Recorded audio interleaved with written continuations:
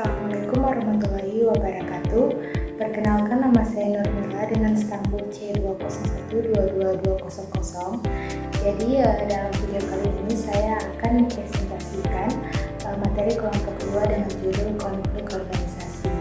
Nah, video yang dibuat itu untuk memenuhi tugas UAS perilaku organisasi dari Ibu Dr. Andes Andi Indriani SEMM. Nah, teman-teman, langsung saja kita masuk ke videonya. Jadi teman-teman, apa sih konflik itu?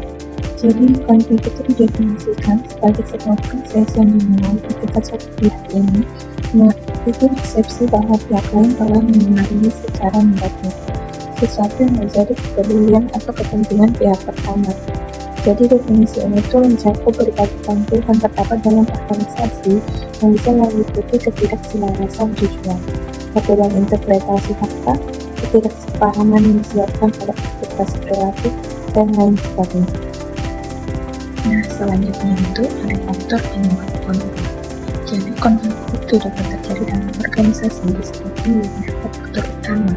Yang pertama itu ada faktor manusia, di mana konflik ini dapat timbul karena faktor manusia dikarenakan yang pertama itu ada ditimbulkan oleh atasan karena gaya kepemimpinannya, entah itu gaya kepemimpinannya baik maupun yang buruk.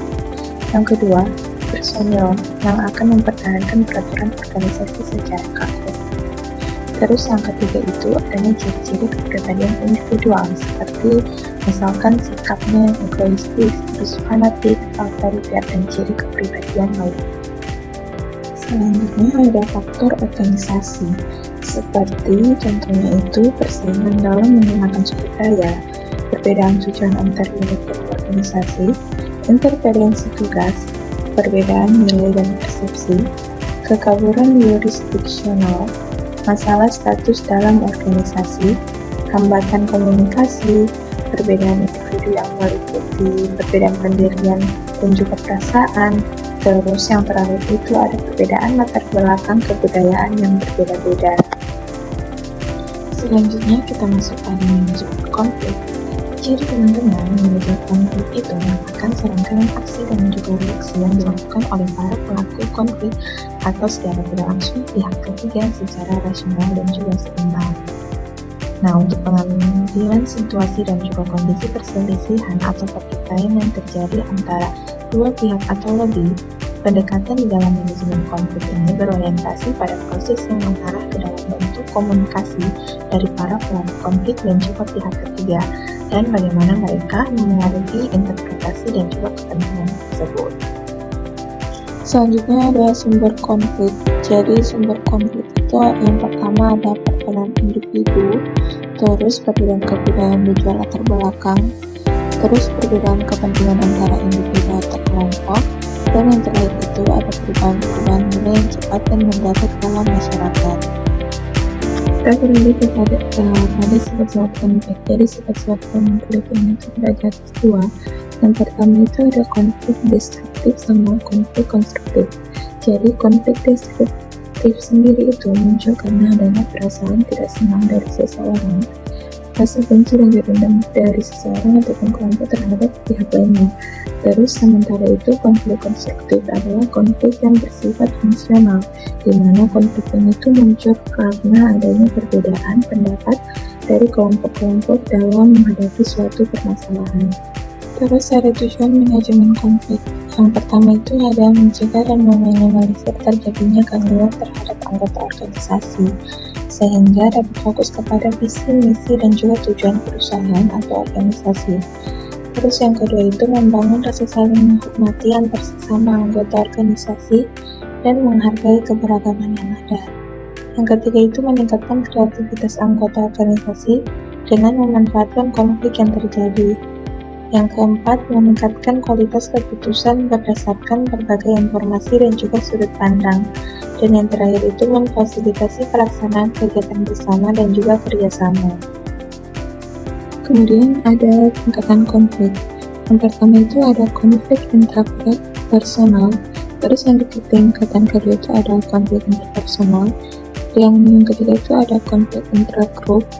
Keempat itu ada konflik intergrup. Selanjutnya ada konflik interorganisasi dan yang terakhir itu ada konflik intra-organisasi.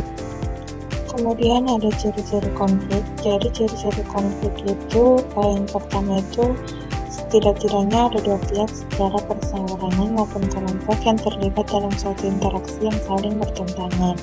Terus yang kedua itu paling tidak timbul pertentangan antara dua pihak secara perseorangan maupun kelompok dalam mencapai tujuan, memainkan peran dan ambisius atau adanya nilai-nilai dan juga norma yang saling berlawanan. Terus yang ketiga itu munculnya interaksi yang seringkali ditandai oleh gejala-gejala perilaku yang direncanakan untuk saling meniadakan, mengurangi dan menekan terhadap pihak lain agar dapat memperoleh keuntungan seperti status, jabatan, tanggung jawab, pemenuhan berbagai macam kebutuhan fisik, sandang pangan, materi, dan kesejahteraan atau tunjangan-tunjangan tertentu seperti mobil, rumah, bonus, atau pemenuhan kebutuhan sosiologi dan juga psikologis seperti rasa aman, kepercayaan diri, kasih, penghargaan, dan juga aktualisasi diri. Terus yang keempat itu munculnya tindakan yang saling berhadapan-hadapan sebagai akibat pertentangan yang berlarut-larut. Yang kelima itu munculnya ketidakseimbangan akibat dari usaha masing-masing pihak yang terkait dengan kedudukan, status sosial, pangkat, golongan, kewibawaan, kekuasaan, harga diri, dan prestasi atau lain sebagainya. Nah, kemudian ada strategi untuk mencegah terjadinya konflik organisasi. Jadi teman-teman, kita dapat mencegah terjadinya konflik antar organisasi, di mana kita bisa melakukan komunikasi yang efektif. Terus tujuan dan harapannya itu kita atur secara jelas. Kemudian mengembangkan keterampilan dan juga pelatihan yang ada. Terus membentuk tim yang efektif. Terus kejelasan dari kebijakan dan prosedur. Dan yang keenam itu memberikan penghargaan dan juga pemahaman dari adanya perbedaan yang ada. Terus yang ketujuh itu konflik ini dapat diselesaikan secara konstruktif. Dan yang terakhir itu adalah teknik negosiasi yang digunakan secara efektif. Itu tadi beberapa poin penting mengenai konflik organisasi.